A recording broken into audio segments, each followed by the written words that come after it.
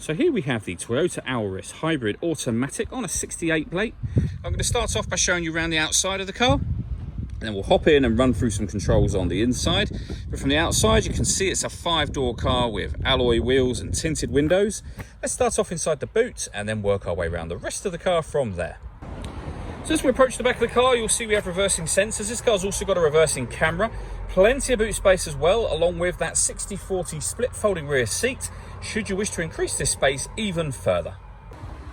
Just briefly before we climb in, I think it's what we're seeing the interior from this exterior point of view. There's plenty to run through on the dashboard, so let's hop in and we'll do that right now. Okay, now that we're inside the car, we're going to start with the dials. On the right-hand side, we have the speedometer and fuel gauge. On the left-hand side, we have the gauge that will let you know whether the electric motors are charging, whether we are using the car in eco mode or the car's power band. You can also see what gear the car is currently in over there. At the moment, you can see, for example, we're in park, but if I put it in neutral, drive or reverse, it will show you what gear you are in on that section. In the middle, you can see the total miles for this car, which is 7,985. The information displayed above that can be changed using buttons on the steering wheel for various bits of trip computer info or the digital readout for the speedometer you see being displayed now.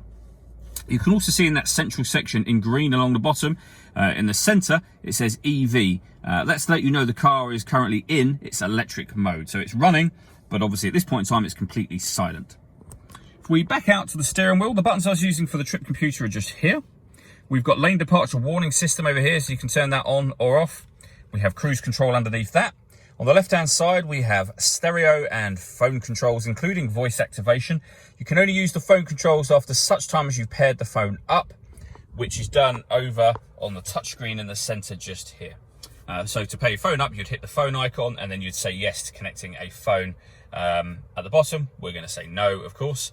When it comes to music in this car, we've got plenty of ways we can listen to that.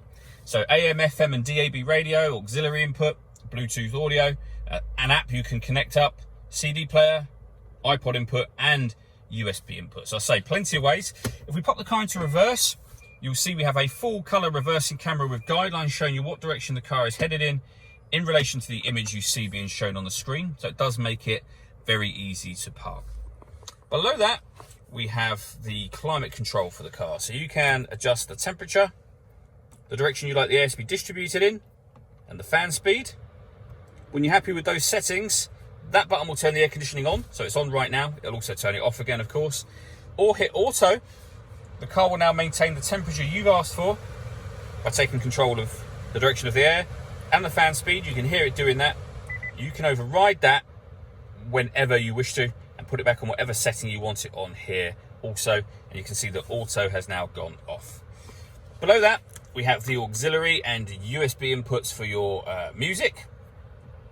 To the right hand side of that, we have the ability to turn off the traction control. We have a 12-volt charging socket. This button will put the handbrake on or off. The gear lever itself allows you to put the car into neutral, drive, reverse, etc. Very, very easy to use. And then you have a few buttons down here. So EV mode will force the car into its electric mode if there's enough charge to do so. Eco mode will put the car into eco mode. Power mode will put the car into its power mode. So either the engine, so you're using the proper petrol engine, or the electric mode over to the left there. Finally, this car also has satellite navigation. There's a full video that shows exactly how this works on both our website and also on our YouTube channel as well. All that leaves me to say is thank you for taking the time to watch this video. If you'd like to come and see the car in person and have a test drive, please feel free to call any of our MJA sites. We'd love to hear from you soon.